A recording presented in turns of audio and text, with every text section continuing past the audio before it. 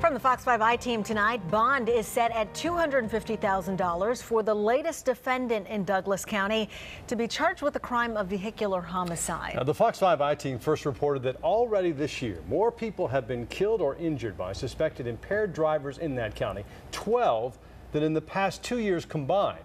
Well, Fox 5 I-Team reporter Randy Travis returns with the case of defendant Roderic Alexander and the one alleged victim who survived to tell a very heartbreaking story. Randy? That's right, Rustin. Erik Jensen says he had a good life, a steady job, live-in girlfriend with plans to get married. Then he says everything changed in a heartbeat.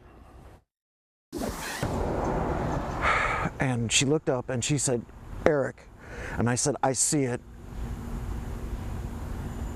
And the car just came over. I mean, just... Mother's Day 2015. Looking at the pictures, it's remarkable anyone survived this accident. Passenger Gail Willis, on her way to watch her grandson's soccer game, died when her car took the full head-on impact of a 1975 Pontiac Grand Ville convertible.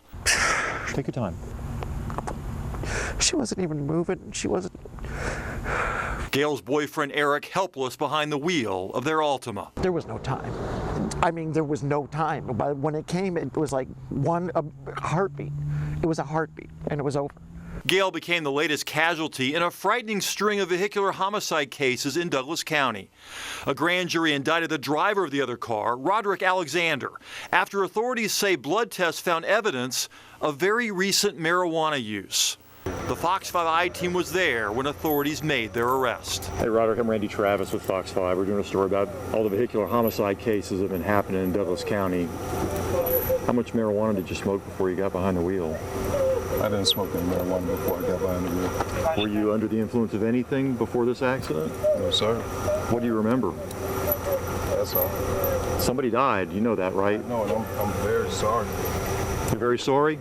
For those of us who are out on the street abiding by the law, it's like someone's playing Russian roulette with our life. It's like taking a gun and just discriminately firing. You're not meaning to kill anybody, but there's a good chance that somebody is going to get hurt. The crash left the 50-year-old with 3 broken ribs, a broken ankle, and a broken knee. I have a huge scar here. Wow.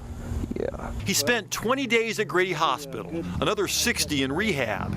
He may be a survivor, but Erik says it sure doesn't feel that way. So you're sleeping on a friend's couch right now because you don't have a house? Absolutely, I am. Erik can barely walk, much less hold a job. He's applied for disability and a non-service related pension from the military, where he served for 7 years. So about a month after the accident, Erik decided for the first time to get on the driver's side of his Jeep, just to move it a couple of feet.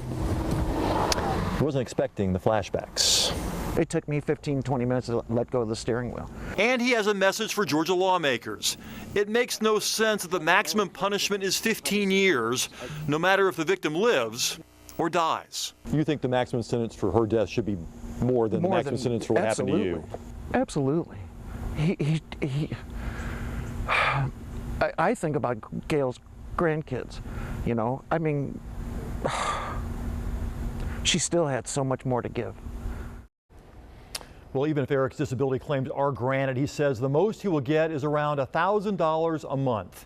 He's counting on the other driver's insurance to pay his medical bills. He says they've already exceeded $200,000, and he says that he wanted us to help him tell his story because he wants to get lawmakers' attention when they go back to meet in January and discuss perhaps strengthening this bill, this law. Yeah, I mean, it would make sense that a lawmaker would pick this up because it just doesn't meet the fairness test, that the maximum penalty would be the same whether someone lives or dies, as you say. 15 years if you get injured like he did, 15 years if you get killed like his girlfriend did. And that's something that lawmakers, at least he's hoping they'll talk about come January. It almost seems like it must have been an oversight. Well, in other states, they do have a disparity, 15 years for an injury, life in prison in other states for vehicular homicide. All right, we're going to see what develops out of this. Your heart goes out to him, listening to him tell his story. It was tough listening to him talk. It was. I bet it was. All right, thanks so much, Randy. Okay, thanks, Randy. Well,